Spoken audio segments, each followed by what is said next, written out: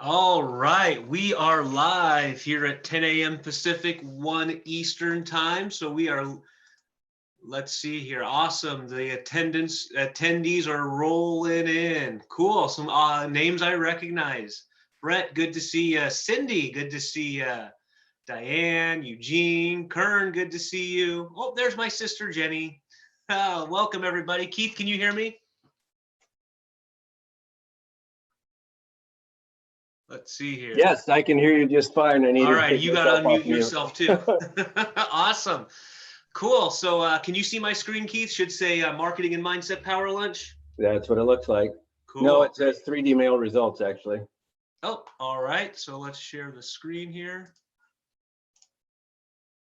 Yeah, let's have a little advertising for both of us up there, for crying out loud, not just you. Well, you should see my screen now, and it Oh, should your have screen both is of there us now. there. Yeah, with Keith Lee and All righty, good. Cool. So everybody's rolling in here. We are gonna give everyone a minute to get in here. Let's see. Awesome. All right, so I'm going to do one more thing here, and then we are going to get started. Let's see here. Awesome. We got people still rolling in, so we'll give them another minute. Awesome. Q&A. Hello, Brett. Yes, this will be recorded, and in fact, I'll have a couple announcements for us here as we get started here. We'll give everyone another 30 seconds or so to get in. But yeah, these will be recorded. You will get access to this. Let's see here. Cool. All right. We are live. This is good. Perfect. All right, so welcome everybody to our May Marketing and Mindset Power Lunch. Hope you're doing okay. Hope some of your businesses are open. Hope you're got some business coming your way. Hoping you're able to do that. We are here in the Seattle area, and we are ever so slowly creeping back towards normality. So yeah, we'll go ahead and get started here. Looks like everyone has pretty much stopped coming in. A few more popping in now and then. All right. So again, yeah, welcome to our May Marketing and Mindset Power Lunch. I do have a few housekeeping issues here to cover first. A few just announcements. So we have some of you here that are members, and some of you here that are guests that will hopefully become members, right? So this is the last time we're going to do this as a member and guest group. All right. So those of you that are members, it'll go way more towards a normal power lunch, if you will, after this month, starting next month. Those of you that are guests, I've got a couple announcements this morning that pertain to our members. So that may or may not make a whole lot of sense to you. But just know that this will be the last one that's a little different, starting in what is now May. Starting in June, all of our members are going to see what this is going to look like going forward. So this one will be 80% of it, 80% of what we normally are going to do each month, and you'll see. And then at the end, those of you that are guests, you'll see how you can join us to do this on a monthly basis. But just first, a couple of announcements for our members. First off, your membership portal is alive and well and working, right? So right now, all of you that are members should have received an email with your login and password and the link to get to this. So when you get that, it should look a lot like the screen I'm showing you here. You'll see April, you'll see May. After today, you'll get the May. This video is going to go up there in the membership portal. So those of you that are members should have received this. If you didn't get it, contact us here at the office, info@3dmailresults.com or 888-250-1834. We'll make sure you have access to that. But this is where your stuff is going to live. This is where these power lunches are going to live. This is where the Millionaire Mindset Coaching Group with Lee Miltier is going to live. It's also going to have some goodies that we throw up every now and then. For example, in May, we have a bonus interview with Lee Miltier on how to deal with the mindset and the chaos of everything going on right now.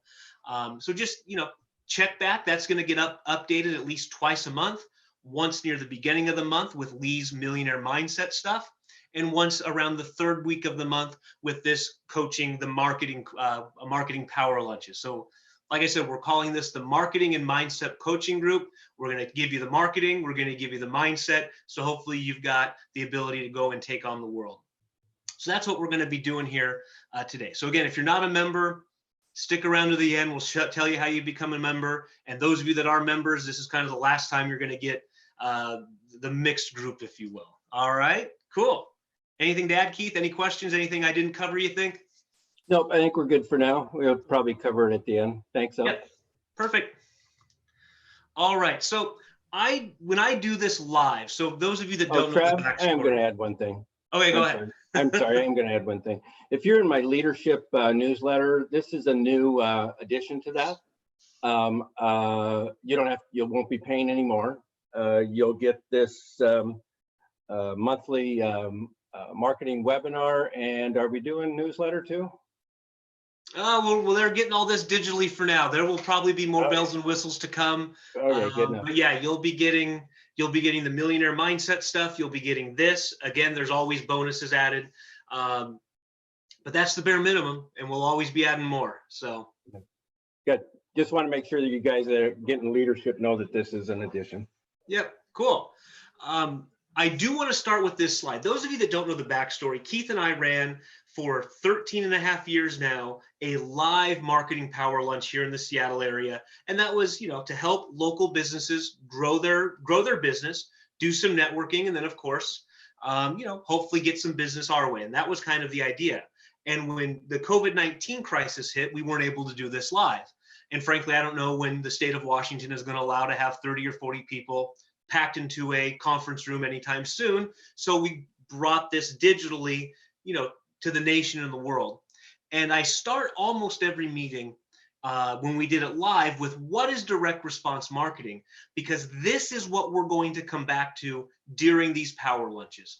Almost every single topic we discuss, whether it be strategic like today. So today is going to be very strategic, 30,000 foot view, right? Some of these are going to be very tactical, right? So way down in the weeds type of deal. And, just kind of depend on the topic that I choose to do that month. But I start this meeting, almost every meeting, with this because it's a good reminder of what it is direct response marketing is. And almost every meeting, you can come back to one of these 7 or 8 bullet points and see what we're trying to focus on. Yeah, I will add something here, Trav. I just think this is critical. This slide, some of you have been to hundreds of our meetings in the Seattle area. And again, we start with this almost every time because it's so critical to go back to this. I mean, sometimes we get caught up in our marketing and we forget about this stuff, which is the absolute basis for what's going on. Someone is saying they can only understand every other word or so. If any of you others are getting that, please put that in the chat box and we'll see what we can do. If not, I don't think we can do anything for one person. So let us know. But this is so basic, and it really is critical. When you start something in your marketing, go back and ask these questions. Is it meeting this criteria? So go ahead, Trav. Cool. Keith did mention there's chat here, there's Q&A. We will be having Q&A in full force at the end. If you have questions as we go, feel free to put them in the Q&A or the chat. Keith is going to monitor that. He'll interject some questions as he sees appropriate, but there will be time at the very end for dedicated questions. Will be if you want to use the chat or the Q&A, you can, or if you want to use if you want to raise your hand, there's a button in there and we'll raise your hand and we'll bring you up live. So first off is that it's measurable. So all of our marketing is measurable. If we can't measure it, we're not going to do it. Today's topic is all about measuring your marketing, right? So we're going to talk about that today. Number 2, it gets open, heard, or read, and it cuts through the clutter and reduces your waste in marketing, right? This is different. This is not deep pockets image marketing. This is not golden arches. This is not Nike swooshes. Some of you I know may work for a company who does Nike swooshes and does golden arches, right? So if you're a financial planner who works for one of the big banks, your company may be doing this. However, when it comes to your marketing dollars, I would encourage you not to do that, and you'll see that as we move forward. Looping back to measurable, it gets results. If it doesn't get results, we got to ask ourselves, why are we doing it? We are not this is not the kind of marketing just for the sake of marketing. This is marketing and advertising for the small business owner who can't go and get $1 zillion in funding and can't just go and sell some stocks in order to get there, in order to get some more cash flow.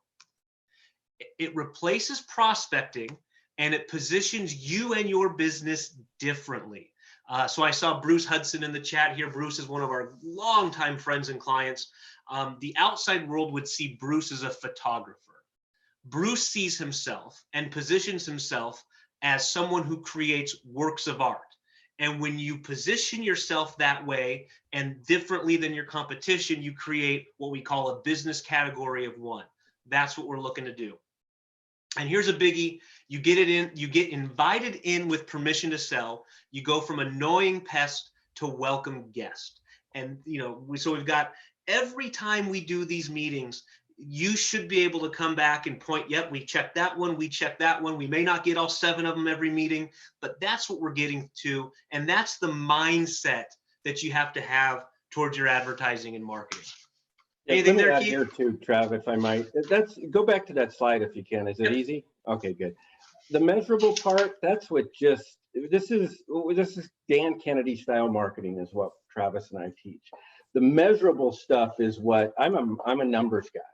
And so when I listened to Dan Kennedy in 1992 talk about this and being able to measure your results and know if it's working or not, that's what really got to me. We as small business owners cannot afford to do marketing that is just branding.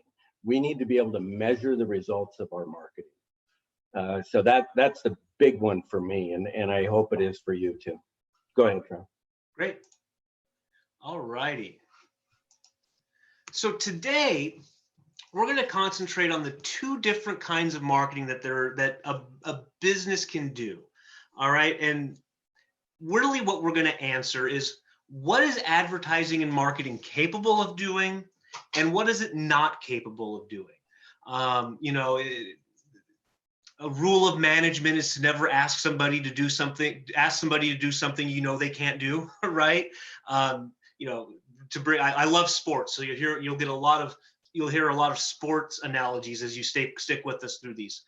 You would never ask your 175-pound slick fielding shortstop to bat 4th in the batting lineup and have him hit home runs. You just wouldn't do it, right? Conversely, you wouldn't ask your 275-pound first baseman to play shortstop and turn a double play, right? So with advertising and marketing, it's very, very similar, right? We cannot ask too much or frankly too little of our marketing. We've got to have a good expectation of what marketing actually is and what it can't do. And this was illustrated in a question from a client not too long ago who was a carpet cleaner. And his question was, why isn't my $30,000 of marketing producing $500,000 in results? Well, this is like asking your light-hitting 175-pound shortstop to hit cleanup in the major leagues, right? That kind of ROI target really isn't feasible, right? And so I oftentimes see people that want huge results, that want amazing results, that frankly just aren't in line with what marketing can and can't do. So, so if he's looking at that, that's a 1,700 return on investment. That's a huge number. Now, can that happen? Sometimes. I'll give you a couple examples, but they're both very, very brief. TV infomercials. When Reagan deregulated the TV airwaves in the 1980s, the TV networks did not know what value they had on those late night television time slots, right? Usually, remember, if you're old enough to remember, it would just go blank, or they'd show a flag waving in the background, or they'd just do the red, white, and blue bars, right? Well, so for a couple of years, if you were in that the infomercial business, your media costs were so cheap that you could possibly get that kind of return on investment, right? However, it didn't take people very long until, you know, those costs went up and it was no longer a feasible return on investment. And it went from being way up here to being way down here. Another example, Keith, when you started running pay-per-click advertising with American Retail Supply, a business you sold about 4 years ago now, the ROI was very, very high, right? Yeah, it was kind of crazy. We did it long before anyone else was really doing that. And we actually hired Perry Marshall back when I could hire him for what I could afford, one-on-one, worked with him. And our results were really good, but it certainly wasn't 1,700 to 1 opening up. We still went really negative on the front end. I mean, we quickly increased our budget, and we were a small company, but we quickly increased our budget to about $3,000 a month. Even in the early days of pay-per-click, when we were just kicking it, we had to wait, oh gosh, I don't even remember now, but it was somewhere from 4 to 6 months before we got a return on investment. We had to get those people a catalog out. That was before, you know, that was before we really had a good website that you could order on and stuff like that. So, you know, we still, it still was not overnight success marketing. It was investment marketing.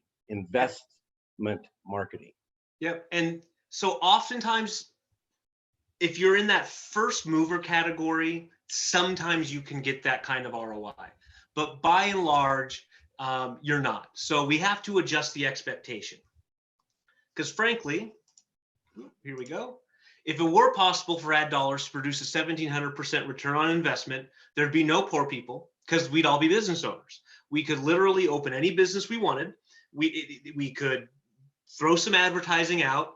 And if we got anywhere close to a 1,700% return on our return on our investment, we'd be happy, right? So it really isn't a feasible thing to do, right? So furthermore, remember, this is a carpet cleaner who asked this question.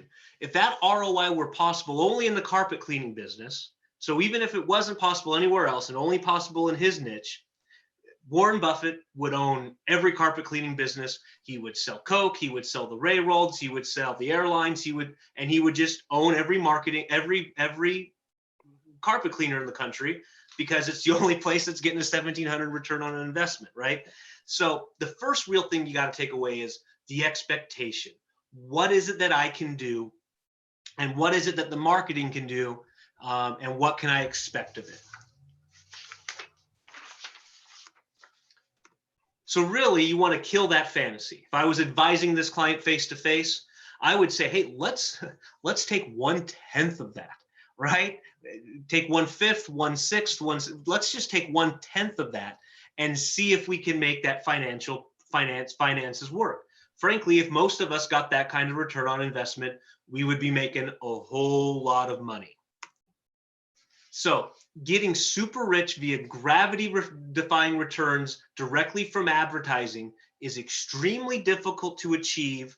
And frankly, it's not all that realistic, except for some very, very few instances, right?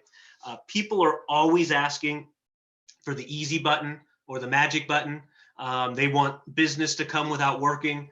If that is what you want, if you want to have a business where you don't have to do advertising and marketing and hold it accountable, and you don't want to work, you should log off right now, because that is not what we're going to be teaching you, right?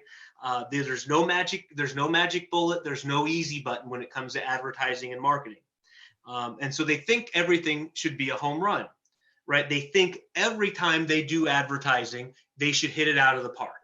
Well, Babe Ruth, who I think is the greatest baseball player of all time, he hit a home run in about every 11 at bats, right?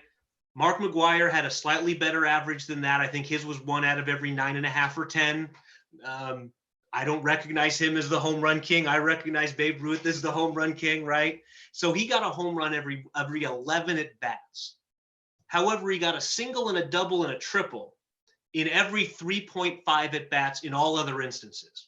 So even the greatest home run hitter in the history of baseball only did it 1 out of 11 times. But he got singles and doubles and triples 1 out of every 3.5 times. If you add all those things together, the guy hit 350 and was one of the greatest baseball players of all time. So by and large, marketing is about testing and measuring, hitting a single, testing it, turning it into a double, hitting a double, testing it, turning it into a triple, right? That's what most of advertising is. And then if you're like Babe and you swing real hard, every once in a while you will hit one out of the park, and that's cause to celebrate. But we don't celebrate only home runs. We celebrate singles and doubles and triples and everything in between. So that's the kind of stuff we're looking at. That's the marketing expectation you have to have. All right, give me 1 second here. Yeah, I think that is so critical. And what I think is really critical also about that, Trav, is that we go for those singles and doubles and triples, and I lost my train of thought. I should have wrote that down. But we need to make sure, oh, I know what it was. My biggest mistakes in marketing, by far my biggest mistakes, were thinking that something was going to be a no-brainer, it was going to be a huge success, and that I should just go and invest in it and spend a ton of time on it, because it was absolutely not going to fail. It was going to be great. My biggest mistakes were going out and doing stuff like that big time, spending a lot of time, a lot of money, a lot of effort on it, and it failing. Okay, whatever you can do, try to make sure you can test it small to some degree. And I've got an example of that as we come up later. But test it small to some degree, see if it works, tweak it if it doesn't work, try it again, then throw it away if it doesn't work. But test small, roll it out bigger and bigger and bigger as we go.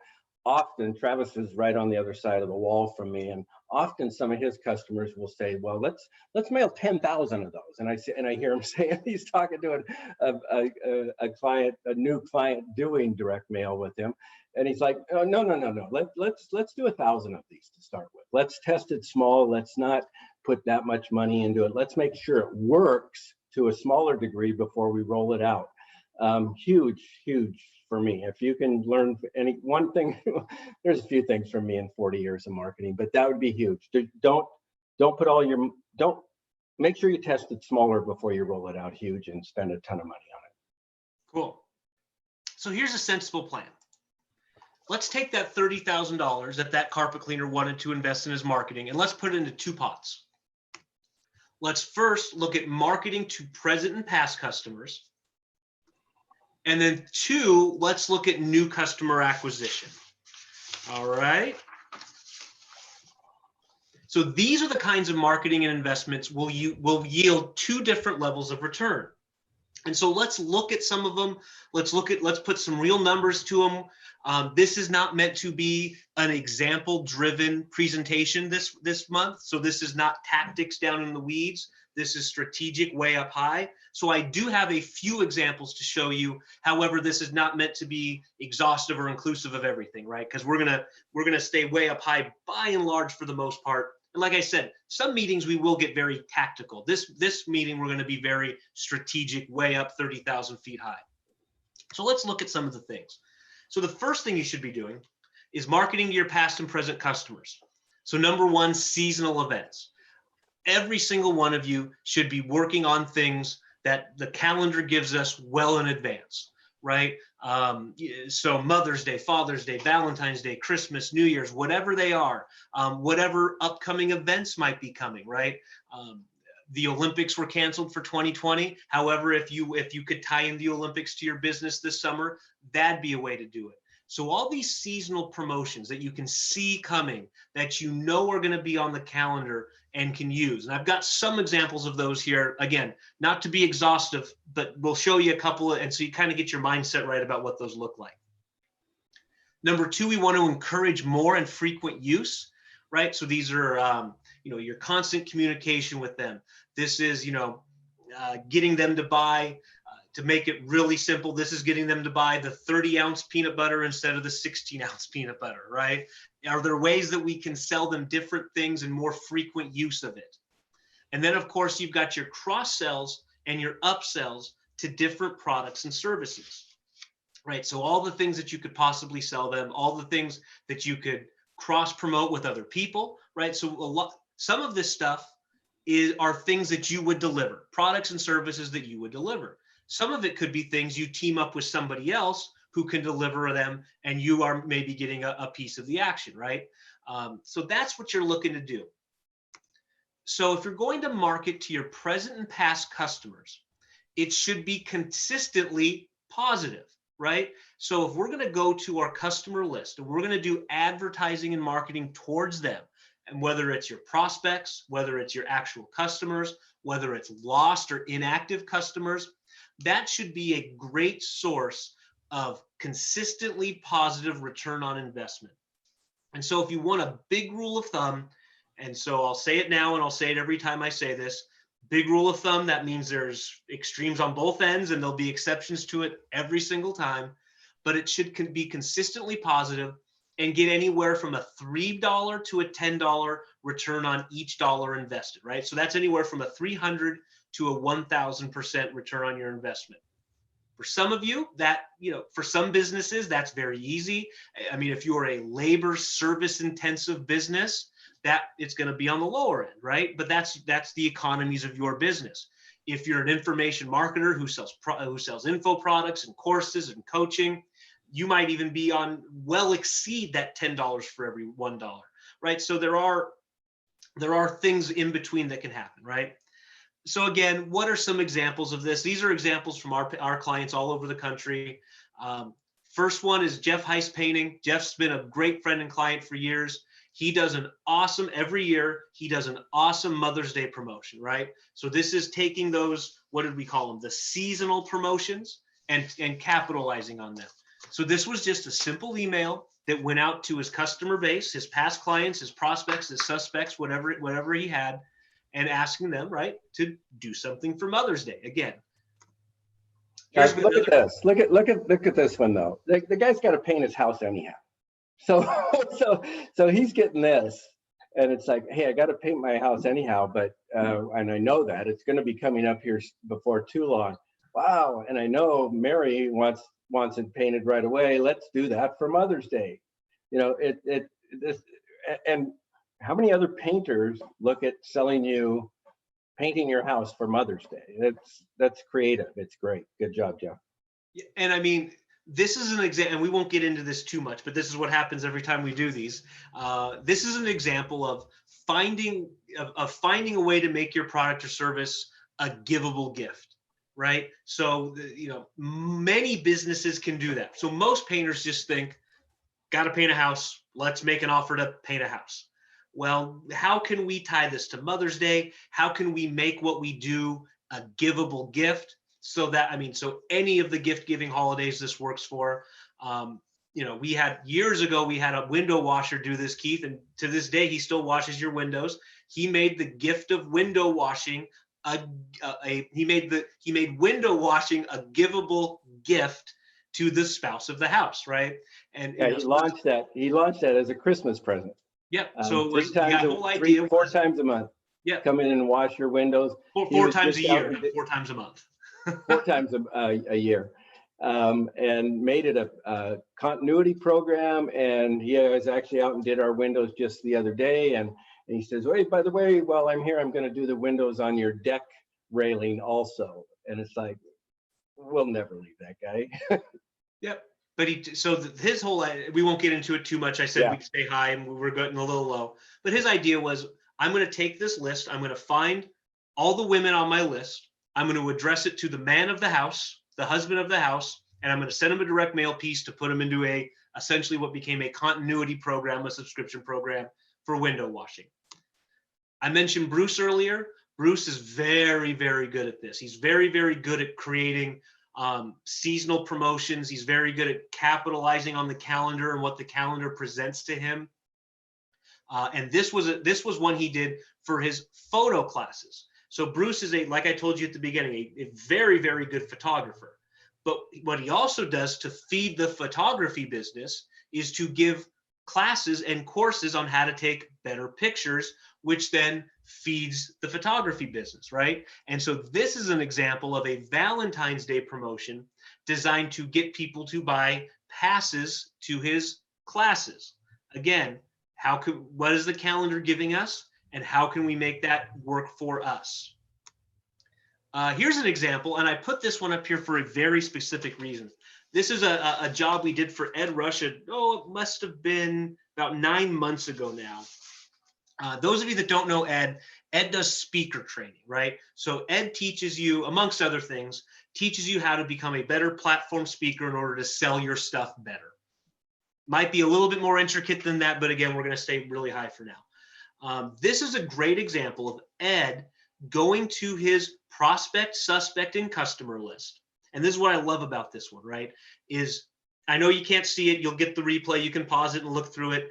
This is a letter that we attached a bag of shredded money to that went to his customer and prospect list to put them into a free webinar, right? So we are using an offline media with direct mail and putting them into an online presentation to then sell them into a boot camp, a live boot camp that he did in San Diego. I think it was last October. Memory's a little fuzzy now. But here's an example of faulty thinking and what marketing can do. Most people think I'm hosting a webinar. I must only be able to do online things to put people into an online sales presentation. Well, that's faulty thinking. You need to be thinking about all the different ways you can use marketing and advertising to put people in whatever sales presentation you want to put them in. So in this case, we're taking his offline direct mail piece, sending it to the client or prospect, having them opt into a webinar, and then the webinar is the actual sales presentation, right? So again, just because you are presenting online or offline or vice versa doesn't mean that the media of the two can't help you. And so again, this is a great example of, going after your current clients and prospects and doing it in a way that's different, but then also combining all your different media efforts combined. Now, he didn't send this to everybody on his list. He prioritized his list in a manner that made sense. And the people that were most likely to attend and to pay for the boot camp got a direct mail piece. The people lower on his list, who he didn't think would be as good to reply and are as good as people, they did get the emails. They did just get the Facebook invites, right? Things like that. What's key there is there's no good or bad media. There's just media, and there's proper media for what you want to get done. Yep. I mean, I say it all the time. You got to have the message to market match. I oftentimes talk about on that one of those very first slides I put up. But the message to market media, there's all got to match, right? So the example I like to give is if you sell walk-in bathtubs to people over 70, well, the yellow pages still may be a great place for you to advertise, right? If you sell spring break all-inclusives to college kids, you're probably not going to be in the yellow pages, but you probably should be on Instagram and Facebook and all those other social media sites that college kids are on. Another great example of advertising to your current client base are your lost and inactive clients, right? So real briefly, what do these people look like? These are people who have bought from you in the past and over a predetermined time haven't bought from you again. So here's an example from Bill Glazier's old menswear store, Gage Menswear back out in Baltimore. I don't know exactly Bill's metrics. I think he said his best customers came in every 4 to 6 months. So if we're going to run a campaign and we know that we've got our A and B level clients and they haven't been in 6 months, now we need to send them a lost client campaign, right? Some industries, this is very easy, right? Dentists, we're supposed to go twice a year. So if the patient doesn't come in month 7, they're lost. Other businesses, you might have to find your sweet spot, right? So let's use another retail store example. If you're a jeweler, and let's say you're a jeweler, He might think that every 2 years somebody should come in, and I'm making that up. It might be less or more, but the way I figure it is, especially if I'm selling to the man of the house, right? So he's got birthday, Christmas, and anniversary. So he's got 3 opportunities every year to buy his wife some jewelry.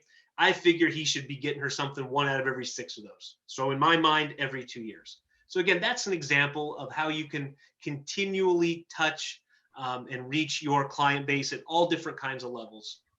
Here's another example of that. So the first one went out like this. The second one went out like this, right? So we sent out the search party again. Nothing radical, nothing mind-bending, nothing out of the ordinary, just good, solid, direct response marketing that he can track and that he can send out on a consistent basis. And I've got a great example of smart, consistent marketing to prospects as well. So the top of your funnel.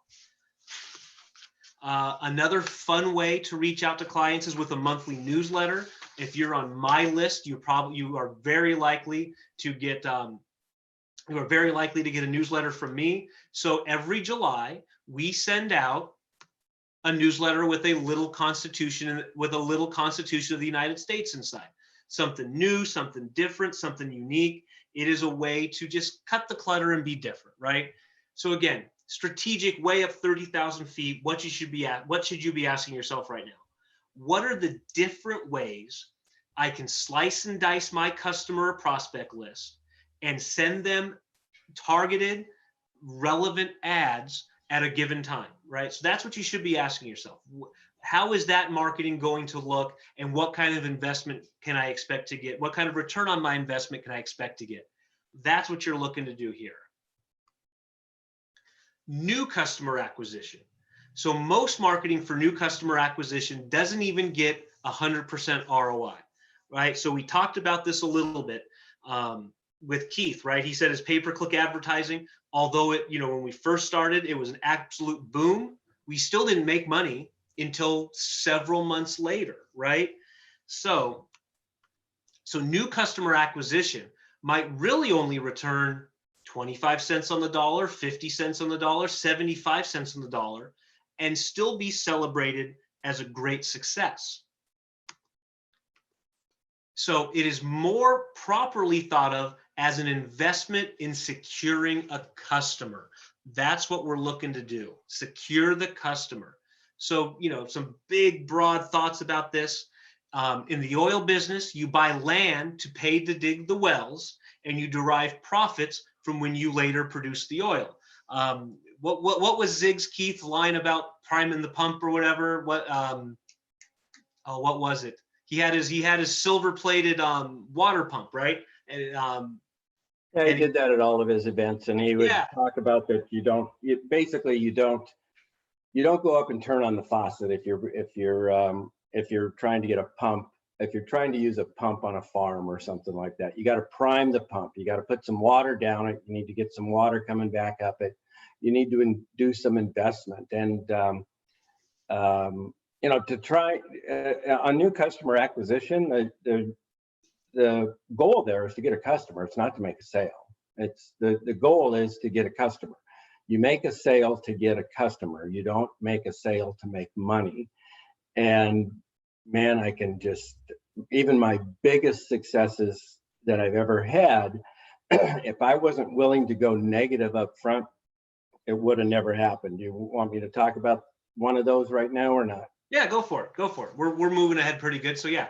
So in 1992, again, I went to Dan Kennedy with Zig Ziglar at one of the big events, Seattle Center. The whole thing was sold out, over 10,000 people. Learned about this measurable marketing. I ran to the back. I bought his stuff. I happened to be doing ski patrol at the time. I listened to the tapes on the way up to the mountain. Okay, you might have to explain cassette tapes.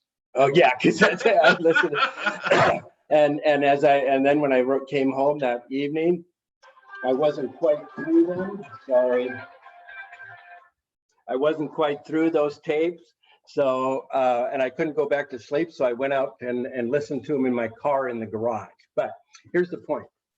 I did that first mailing. We had a 37-to-1 we had a 37% response rate. All I wanted them to do was to call us, request our catalog, and get some free samples from us, okay? Free samples. So it was a 3-step letter. My letters themselves ended up costing $2.50 each to do all 3 to 500 people in Alaska. I picked Alaska. And I actually picked it over Christmas because it was the only time you could send somewhere that they weren't really busy. Southeast Alaska is really busy in the spring, not at winter. So I wanted them to have time to see this thing. 37% response rate, wanted our catalog, wanted our free samples. We sent that stuff up to them. Had to go negative for at least 8 months, even on this one. Turned out to be my first direct mail 3-step letter ended up being probably my most profitable one of all. I ended up with one customer that did over $1 million with us before I left American Retail in 2015. That first letters of those first 500 letters ended up being well over $7 million total over the next year. That's what's known about knowing your return on investment. Knowing your lifetime value of your customer. If you know your lifetime value of your customer, now you know what to spend on your marketing up front. And again, some of that stuff is just crazy. But you got to be willing to go negative. Even if I would have measured that after 1 year, I probably was somewhat. I probably had a 2-to-1 and 200% ROI. But after 25 years, it was kind of crazy. I spent, I don't know, a couple $1,000s on that and wrote over $7 million of business down the road. Yeah, so you really got to think in terms of long-term investment when you're doing new customer acquisition, right? We gave the oil rig example. In real estate, you buy land and buildings and pay for the building or refurbish the buildings, and you derive profits from tenants and by long-term appreciation, right? So that's the mindset here, right? So you've got to change your customer acquisition mindset by and large. And Keith said it a couple minutes ago. You don't get a customer to make a sale, right? That's how most businesses think. You make a sale to get the customer. And when you think that way, when you make that small mindset change in how you go about acquiring your customers, you'll change how you actually go out and sell to them, and you'll change how you acquire them, right? Dan Kennedy likes to say, what a lot of people come to him and say is, I want to decrease my cost per acquisition.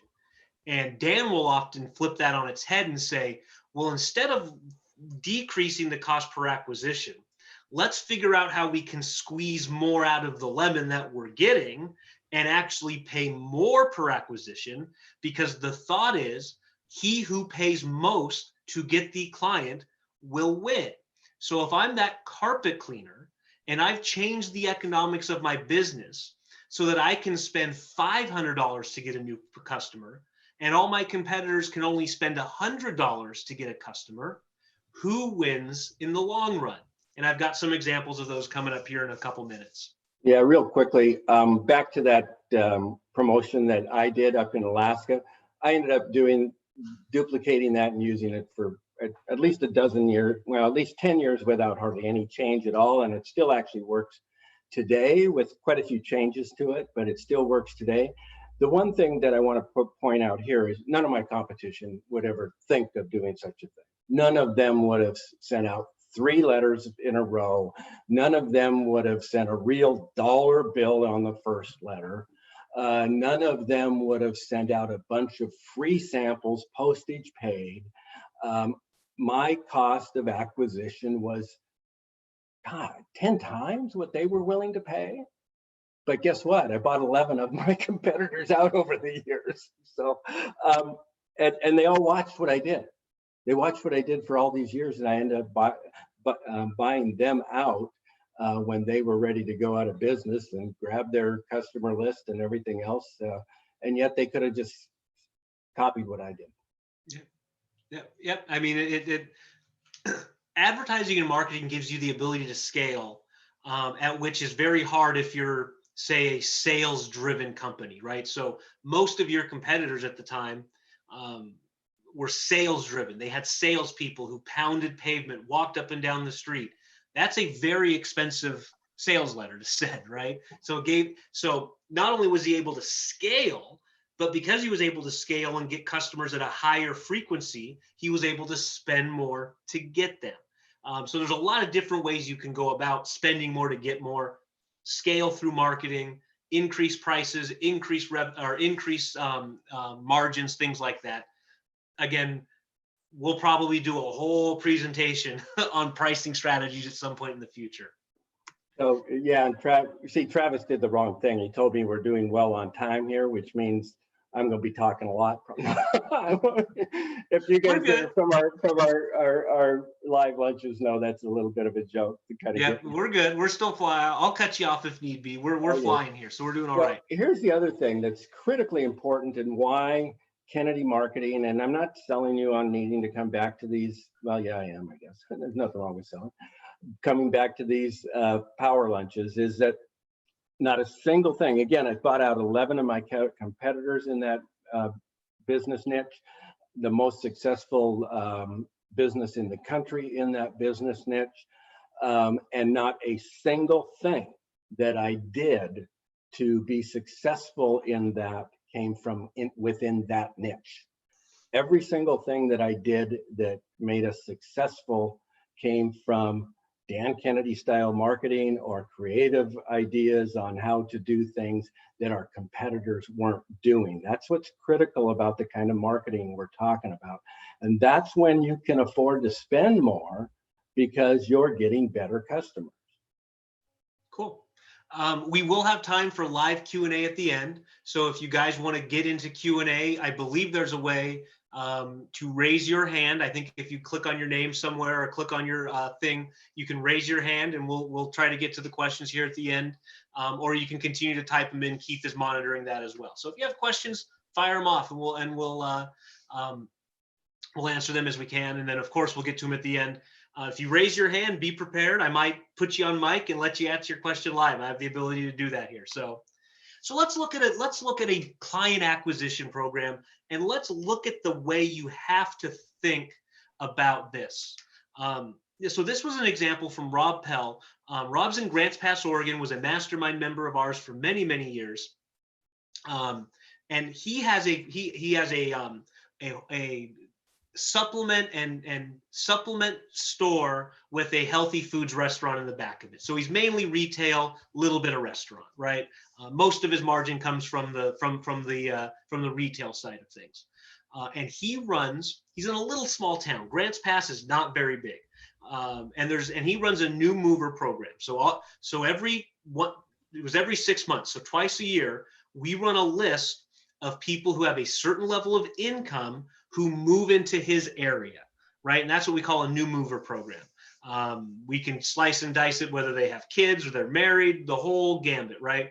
But for us, it was they needed to move within a certain time period, so say January to June 1, and then they had to have a certain household income. Don't remember what it was. It wasn't very high. Grants Pass is not New York City, right? It's a small town. You don't have to make a ton of money to be relatively affluent in Grants Pass, Oregon. And so here was his program. So he took a 9x12 express envelope. I should have brought one. I apologize. So we have these fake express envelopes, and he put his letter inside to these new movers, right? So he's doing this twice a year. So he mailed a tick under 500 of these things. And again, this is not to show you the nitty-gritty tactics. This is to show you the strategic vision of how you have to think. He mailed a tick under 500 of these pieces at a total cost of $1,800, okay? He had 26 people come in, and the offer was to sign up for his loyalty program, which is built on royalty rewards, right? So we had an offer. If you come in, if you make a purchase, you'll automatically be enrolled in our rewards program, and away you go. So if you take those number, 5.2% response rate, which in direct mail is very, very good, right? So I mean, that's a good number. So those 26 people On that first visit, so they came in, they bought a qualifying purchase to enroll in the loyalty program. They got a total of $921 on that, right? Take out his costs and his profit is less than that.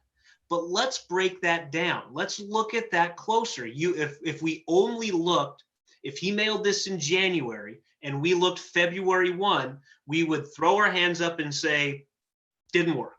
But let's take a closer look. And this is the value of knowing your customers, right? And he knows this because of the loyalty program that he uses. So he knows, I mean, he's got years of data that the average loyalty customer, what he calls royalty rewards, is on average worth $700 per year. So if he takes those 26 new clients and they only are average, some are going to be below, some are going to be higher, but if they were only average, that would be a yearly income, a yearly sales number of $18,200, right? Well, he also knows that his average loyalty member has a 5-year client lifespan, right? And that's average. He's got clients who've been with him for 20 years. So if you take that number, now we have $91,000 in lifetime client value, nearly a 50-to-1 return on his initial investment. Now, again, I also told you he can do this twice a year, right? So let's take all those numbers and let's double them, right? And now let's take all those numbers and double them and do it 4 years in a row. What do his numbers look like? Even if his average fell significantly, right? If his average client reward was $700 per year, even if we cut that in half, he is still way ahead both in the new year and every year thereafter. So that's what Keith was talking about when he talked about his letter that he sent to Alaska retail store owners in December, right? Was that the initial order was no great shakes, right? The response rate was great. The response rate was insane. I mean, we'd never gotten the response rate, still probably haven't gotten a response rate that high to most things, right? Yeah. But you don't put response rate in the mail, you put dollars, or you don't put response rate in the bank, you put dollars in the bank. So even with that incredible response rate, we still had to wait a little bit to get a positive return. And that's how most of you are going to have to think about your advertising when it comes to getting new client acquisition. All right. So look at the long term. Hey, so, Trav, yeah. can you put that slide back up, please? Okay, a lot of you know that I did a lot of work with both Dan Kennedy and Bill Glazier over the years, and they will tell you, not they don't tell everybody this very much, but they'll tell their private clients this, their mastermind people this, etc., that their direct response marketing is simply behavioral psychology and math. And so I asked them one day, well, why don't you guys talk more about math in the magnetic marketing, in the GKIC? Why don't you talk more about it? And they said, because people's eyes glaze over. Okay. This is and the reason I wanted Travis to put this slide back up is that you're going to get the slides, right, Trav? They get the slides too? Yep. You get replays of this and you'll get the actual slide deck as well. Right. Okay. Go back to this slide. This is not rocket science. Don't people make this math way too hard.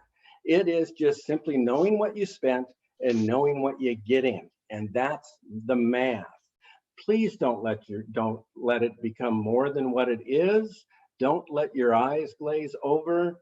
But learn this stuff, and once you learn this stuff, the rest of it becomes really pretty darned easy. Yeah. Once you learn the math. So I want to give you an example of what I would call faulty customer acquisition thinking. So here is a very similar campaign we did for an auto repair shop. I have purposely hidden the name to protect the innocent in case that person is here. I don't want to embarrass them. So there was a return address with the person's name and address up there. I have scrubbed it for you, right? So here's an example of that. And so we send a new neighbor mailer, very, very similar, right? Welcome to the neighborhood. Enjoy a free oil change on us. All right, so here's where their thinking went. So they mailed 303 pieces, total cost of $590. That was list, letter, the stamps, the cost of buying the list, the whole 9 yards, right? So let's call it $2 a piece for math on the fly sakes. They got three people redeem the offer, about a 1% response rate. Not great, not horrible. I would have liked to have seen 2.5 or 3%, but we got what we got. Not bad. And actually, this is not bad for the first time out the door. This is the first time we mailed this, right? So we had no data. We didn't know, for this specific shop, we didn't have any historical data. So we had to kind of, work with what we had. And the client immediately stopped because, in her words, I only got 3 responses. Well, that's where the faulty thinking kicks in. This is why you cannot dictate the success or failure of a campaign solely on response rate. If we only looked at response rate, she's right. 1%, probably not worth it. Kick the can out, we're done. But the math says otherwise. So I've worked with enough auto repair shops. I know that an average shop client is worth between $400 and $600 a year. It can be a little higher, it can be a little lower. If you work on import cars, Mercedes and BMW, it might be a little higher. If you work on Toyotas, it might be a little lower, right? But that's about the average, nationwide across all the shops. Well, so if those 3 clients are just average, well, after 12 months, they'd have $1,500 in the bank that they otherwise wouldn't have. Still okay, not great, nothing. We may call this a walk. We may not even call this a base hit, right? This is Babe Ruth going up there, getting 4 balls thrown outside, and not him taking all 4 of them, right? But if we look at the 5-year sales, okay, $7,500. All right, so now we're creeping up there. Now we're still better than 10 to 1 in terms of lifetime sales value, right? But let's take a little bit further. That's not even the entire story. That campaign was only 2 months. That was 2 months worth of new movers. Forget the exact months. I think it was September and October, and we mailed in November, something like that, right? And so we can run that campaign 6 times a month, 6 times per year. If we run it 6 times, we get 3 sales each time, which I can almost guarantee you that we could have ticked that number up to 2%, 2.5%, and possibly gotten 6 to 7 new clients a month, just with tweaking the offer and tweaking some timing, things like that. So again, it wasn't a complete failure to begin with, even if we just looked at the pure, response numbers, because we could have tweaked it and gotten it. So anyway, we got 3 times 6 times 500. If we take that average, now they're worth $9,000 a year. If you take that 5-year sales, that's now worth $45,000 a year. And if they can do that 5 years, they can do it 6 times a year, every year for 5 years. You get it, right? You get the numbers, right? So now, if we're looking long term, we're looking at putting our building our oil well, sticking the pipe down in, slowly pumping it out. Now we've got $45,000 on a $3,500 investment. So now we're even if he's on a 20% profit margin, which I think is a little low for most auto repair shops, he's still making a ton. He's still making money, right? And this doesn't take into account the referrals that he's going to get. If one client out of these 18 every year become a very, very good client, let's say one of them owns a company of 6 tow trucks, and now he gets the tow truck fleet, right? So don't underestimate the value of every one client you can bring in the door for the vast majority of your businesses. So, are you investing to make a sale, or are you investing to get the customer? That's where the mindset must change. Keith, anything there? Yeah. With Rob. No, I actually, God, I'm answering questions on the chat, and multitask, and then so I lose my train of thought here. That's not the entire story. Yeah, I'm sorry, I lost my train of thought. I did have something. Yep. So, Danny, I see your question. I'll answer you separately. I'll make a note for you, Danny. I did have somebody ask what loss leaders. How do you use the idea of loss leaders if you're in a business that's a one-time sale thing? I'm not sure there are very many businesses that are one-time sale other than funeral homes, and I would I would even argue that one because they have family, but um, I'm ready to answer that if you're not. Yeah, go for it. Yeah, basically what we typically want to do on the one-time sale thing is we want to build a list. And you build the list, you offer them, let's say, for instance, you sell homes. You offer a free, what I call, what me and Mike Capuzzi and all of us call shook, a free short book on the seven questions the seven things that you must not do when you buy a house.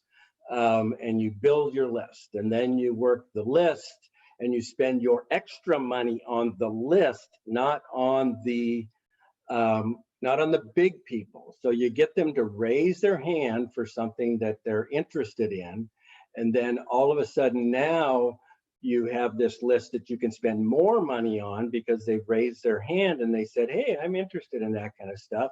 You've given them something for free that is of real use. Good example. Well, here's a great example, actually.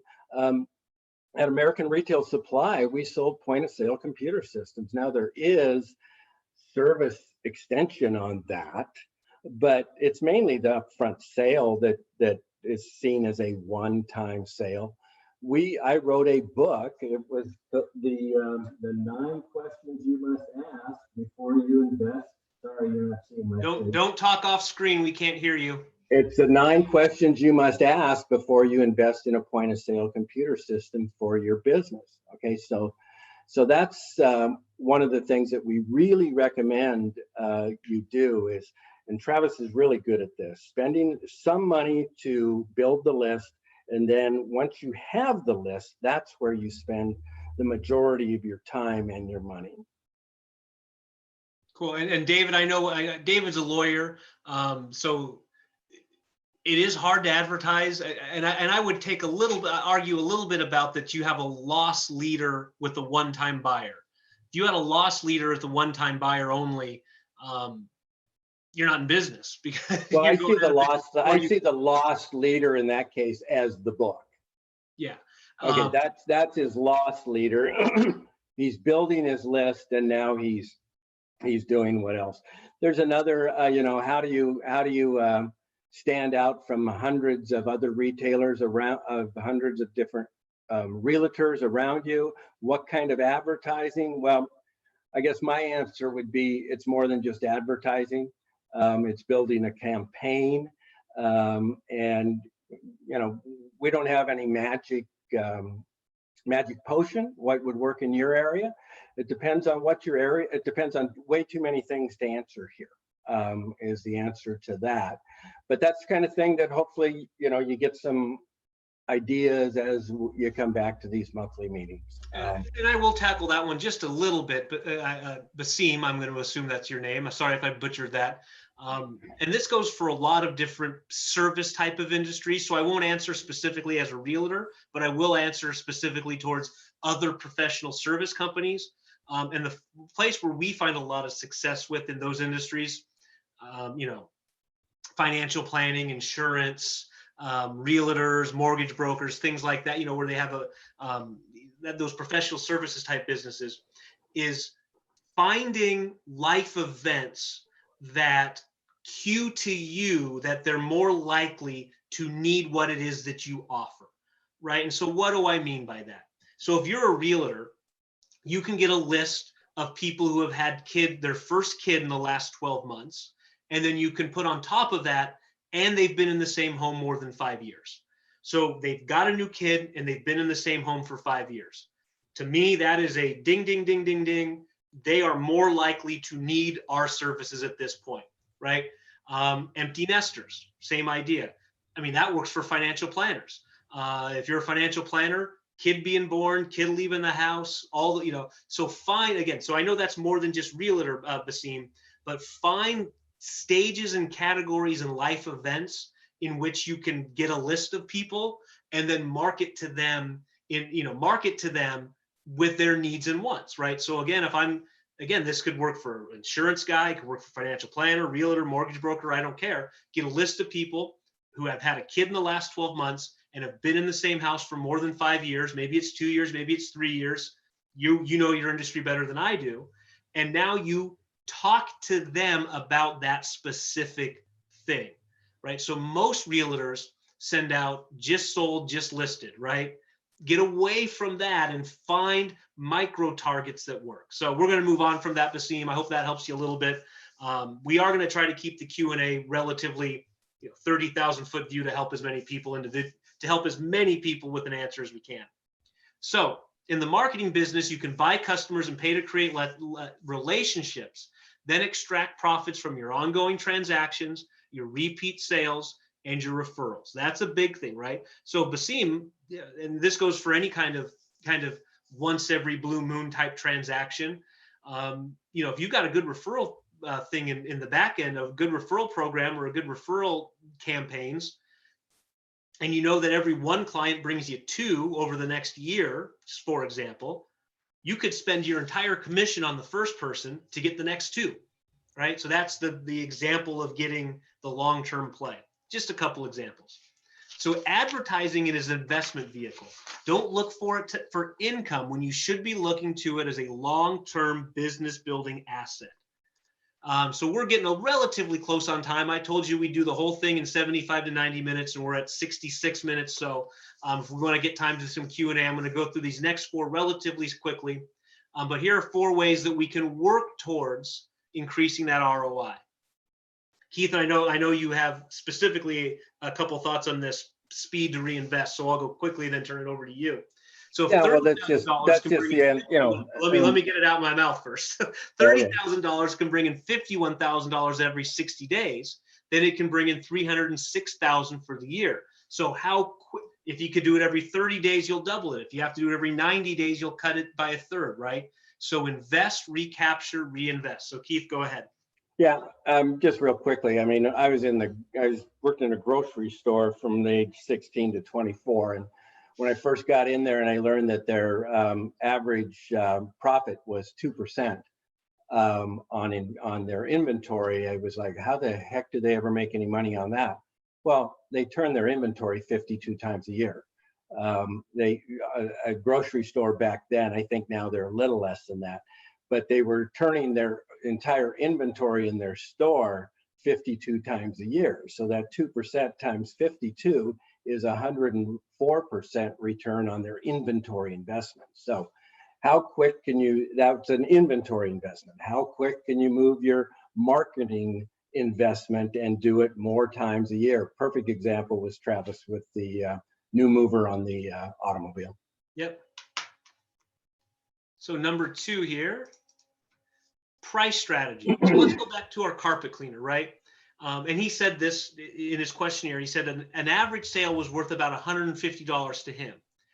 But what if only 2% of the customers buy a 3-year prepaid, everything clean, 3 times a year, monthly, or a membership plus at $7,500? If only 2% of every 100 did that, your average sale goes from 150 to 297. Now you can increase the transaction size to get that ROI that you want.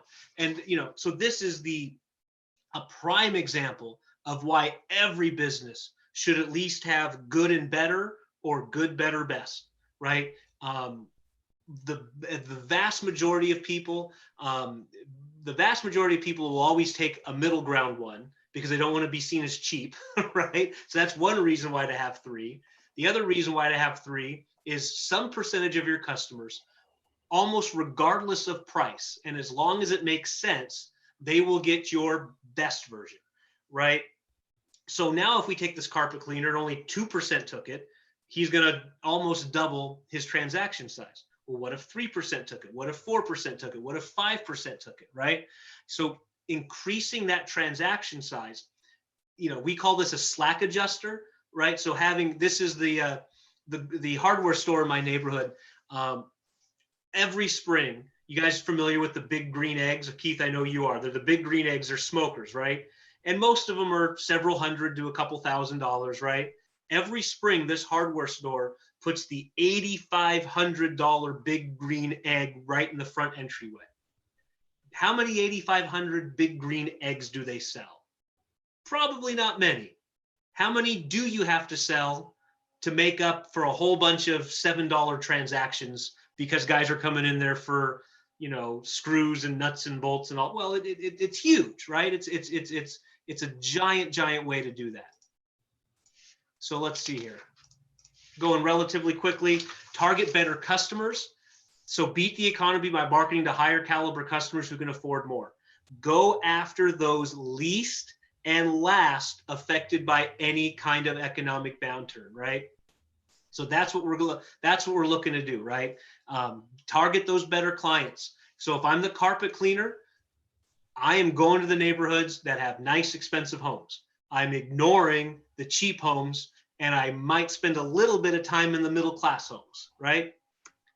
And then the last one here, change your product or service mix. So David Benson had the question about his loss leader, with a one-time transaction. Well, so what changes or mix of products could you use as a service to fill a need, right? So I didn't know David was going to ask that question. So I've got a couple examples here for a carpet cleaner, and then I'll go to David. You know, but one of his things was the disappearance of carpets in homes, which is real, right? A lot of people go into stone and hardwood. Well, can you be a stone and hardwood maintenance and repair, right? Doesn't have, you know, you're still working on the floors, right? Do these people have furniture? Well, you don't have to just clean their carpets. Do they have boats and trailers? Well, if they're affluent, they very likely do. Now we can do the other, we can essentially deliver the same service, but to other parts of the home, right? You know, the hardest part for a carpet cleaner is getting in the home, right? So once you're in the home, what are the different things that you can do, right? So a conglomerate of services. So David, I know David, he's a client. I work very closely with him. He's a bankruptcy attorney, right? You know, so if you do want to increase that stuff, is there credit repair stuff that you can sell them on the back end? Because most of these people are going to go bankrupt. So is there credit repair services or credit monitoring services? Is there banking options that we can maybe get into? Now I know attorneys, you're a professional service industry and you're kind of hamstrung by some rules and regulations, but think outside of how you can, you know, what are the other products and services that someone in that position would need, and how can we offer that to them, right? So again, with our carpet cleaner, once we're in the home, we don't have to only clean carpets, right? There's no rule that says the truck only cleans carpets, right? So look at it that way. So advertising and marketing is very capable of being relied on to build a valuable business and a customer list. That's what we're looking to do here. Very cool. Keith, any comments or questions before we get to open Q&A, and then tell the people here how they can become members if they want to join us? Yeah, I would just add on that, look at what your strength is. So for instance, at American Retail Supply in 1981, when I became general manager, and then I ended up owning the place. But in 1981, we sold handheld price marking equipment to retail stores. Can you think of a wilder and crazier market to be in 1981? Barcodes were coming. We sold the clickers and stickers. I came in and the marketing plan was to provide retailers with everything they needed to run their business. And by the time I sold that business, and actually way before I sold it, shortly after 2000, we were providing more different things for retailers to use in their business than anyone else in the country. And that was by looking at what we're good at. What do they really, why do they do business with us? They did business with us because they liked us. They liked our customer service. So then we decided that we were going to provide all these other things. Now, had to do some creative accounting to make sure we could get a loan to do that, but that's a whole nother one we'll talk about sometime. Cool. So like I said, members, this is the only time we're going to be doing this, members. All the other guests will come in a different portal from here on out. But we love for you to join what we're calling our marketing and mindset coaching group. We do a couple of different things for you. first off, if you want to follow along with me, I put this in the chat. It's keithlee.com/lunch. keithlee.com/lunch. And again, we're calling this our marketing and mindset coaching group. All right. And you've got a couple different options there. First is you can do it 2 months free and then $29 a month, cancel anytime. That's the red button on the left. So click the link in the chat, pick the red one if you want to do month to month. The month to month option and then the year in full option include everything that I'm going to go over here, right? So the first thing are these marketing power lunches. I know Diane Gardner, you had a question about. Bottom line, Trav, I just want to just say that we want you to have 2 of these free. So that's why we want you to give it a try, and we want to give you the time that if you don't want to stick around, cancel it without paying anything before the 60 days are up. Yep. So you'll actually end up getting 3 months because you'll get this one and you'll actually get 2 full months, right? So you'll get 3 of them, but you get these marketing power lunches. Keith and I rapping about marketing once a month for 75 to 90 minutes, open Q&A. We also get Lee Mill Tiers. So I'm down here now. Lee Mill Tiers Millionaire Smarts Program. Keith, you want to tell them a little bit about that? Yeah, when I look back on what I thought was missing out there, I thought there were plenty of direct mail.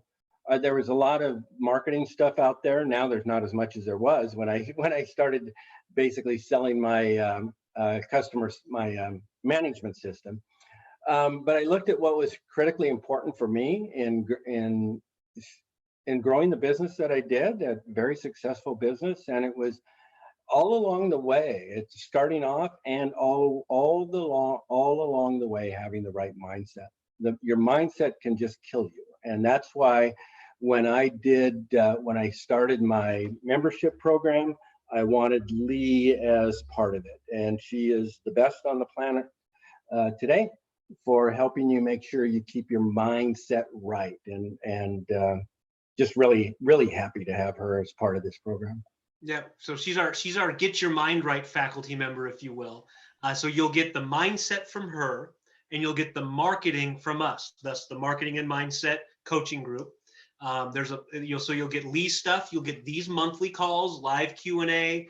I showed you the membership site to begin with, so everything's posted there. You can take a look. We'll keep at any given time 4 months of coaching up there, so you'll be able to go back and rewatch them. We're not going to keep them up there forever. So that's the red button. If you want to do the month to month, you just give us a credit card number. Starting August 1, you'll start your membership. You don't want to start it, but between now and then, just let us know. The other option, and that's the green button, is to pay for the full year in full to begin with. And actually, you're actually going to get a full year for the cost of 9 months, because we want to give you 2 months free and give you a little extra bonus if you want to pay for the year in full. And we're going to give you some awesome bonuses for that as well. So again, if you want to do the full year, so you'll get a full year of membership after your 2 month free, right? So you'll pay for, your membership will go until August of next year, right? But you'll only pay for 9 months if you pay for the year in full. And then we're going to give you some awesome bonuses for that. I've got my training, which we call the 3-part direct mail training system. It's a 4-hour course on the simple 3-step process for direct mail success. That's where my expertise lies. We're going to give you what Keith calls his Out Nordstrom Employee Customer Service Training DVD. Actually, that's not a DVD. It's all delivered online. But if you want to deliver the best customer service in any industry, that's what you're going to use to train your staff. And it's all inclusive. It is usually a product that we would sell for about $300. It's the full training. You have lifetime access to it. So even if you end after your first year, you'll always have that. It's designed to live online, so you can train your customers and then train your employees, and then show it to any new employees that come on. We run this about once every 12 to 18 months with our own customers. I sit down with our team and we rewatch it. I have one gal in the office who's probably seen it about 9 times by now, right? But we still do it, right? So you're also going to get Heiss Best Kept Customer Service Secret Training. And then here's a cool one. Keith and I were a member of Dan Kennedy's Dan Kennedy's mastermind group for 2 years. And for 2 years in a row, we did roundtable discussions on a certain topic. So the first year, we did marketing and money-making secrets. We went around the table. It's about a 7.5-hour training on marketing and money-making secrets. You'll also get the next year's roundtable, which was lead generation, which was all about lead generation, right? So if you do the full year, you'll get 12 months at the cost of 9, plus all the bonuses. As soon as you sign up, you'll get it. You'll get all those bonuses delivered to you right away. But if you go to keithlee.com/lunch, and it's in the chat, you can get that. We'd love to have you. Frankly, we'd love to do this for you. We want to help as many businesses as we can. We want you guys to get through this because we know if you're bigger, stronger, faster when we're come out of this mess, you'll have the ability to do more with us, right? So we want to help you, and we want to help you grow your businesses. Bruce, awesome. Thank you. I appreciate that. Bruce said he's been doing it. Bruce is a flagship member of our first group that we did live here in the Seattle area. He's been a member since 2006 and very rarely misses a meeting. So Bruce, glad to have you here. Are there any questions we can hit, Keith, or I don't see any? No, I don't see any. Well, hang on. Let me change this. How often you start sending direct mail in terms of email? Yeah, I saw that one from Brett. I'd answer him offline because that's very specific. Okay, good. Yep, that's all I've got. I don't have any questions here. Great. And and you're going to answer, Brett? Did you say, or? Well, it was questions about American retail supply. Okay, I'll get back to you, Brett. I don't know where this goes when we turn this thing off. I'm not a Zoom expert, but if you don't get an answer from me after we get off of this, send me an email, Keith@Keith.Lee, and ask the question again. Keith. I see. I think I saw a hand raised, but they put it down. So guys, as we move forward, so members, this is the last time you're going to get this. Going forward, there's going to be a way for guests to come in at a different thing. So let's see here. Who's got their hand raised? Barbara, I'm going to allow you to talk. So Barbara, can you hear me? Go ahead and unmute yourself, or let me unmute you.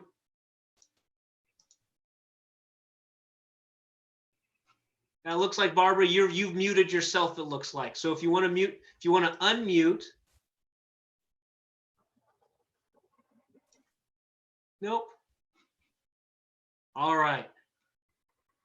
So guys, if you got questions, this is the place to do it. So again, members, we're not going to be doing this rigmarole anymore. We're going to be 75 minutes. We're going to cut it off, and we're going to do Q&A after that. But Barbara, I'm trying to unmute you, and it doesn't say that I can unmute you. So maybe you've got your own. Oh, here we go. Nope, that's.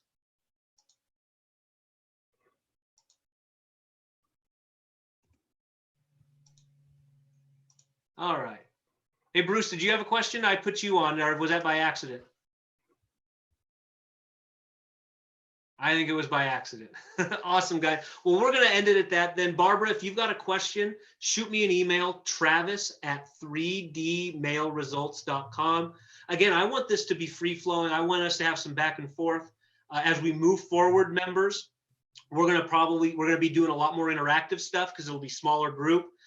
With Zoom, there's all kind of technology for us to do hot seats and round tables. And so you'll see this thing kind of evolve as we get, better handle on the technology, but round tables and hot seats and a lot more interaction. So with that, Barbara, if you have any questions, I'm sorry I couldn't get you unmuted.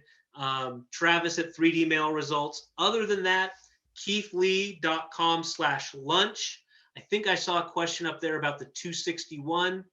Yes, so Sean, that 261, you would get 12 full months of these meetings after your 2-month free trial. So you will go August of 2020 through July of 2021, because we want you to get 2 free months too, right? So it's actually, you'll end up getting a lot of value out of it.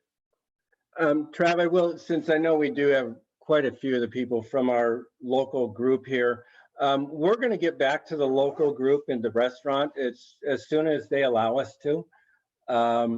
you know, that could change down the road, but that's not what we see at this point. We see us getting back there just as quick as we can, as soon as they'll let us go into the room. Yeah. So Sean, you have a question. Yeah. So this 261, Sean, or the $29 per month, that is for this online course, or this online coaching group. So really get out of your mind anything live that we're going to be doing in person, because that's not this, right? That is not this. So yeah, if you want to join us here, that's keithlee.com/lunch.